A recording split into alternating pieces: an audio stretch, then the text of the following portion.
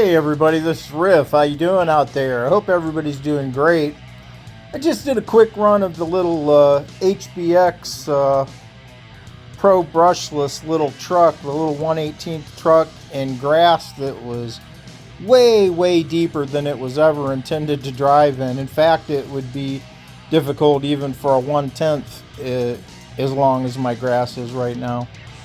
But I did it on purpose to show a point of how resilient this little truck is. I mean, it's a little brushless truck, and it was never ever intended to be driven in terrain like this, and yet it did.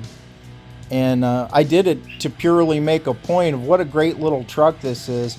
And if you drive it in proper terrain, you know, like on the smooth area there, the driveway, or in short flat grass or dirt or whatever, this thing is just amazing.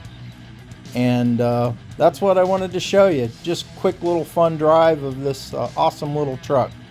Take care, and if you like what I'm doing, please like, share, and subscribe. Thanks. Riff out.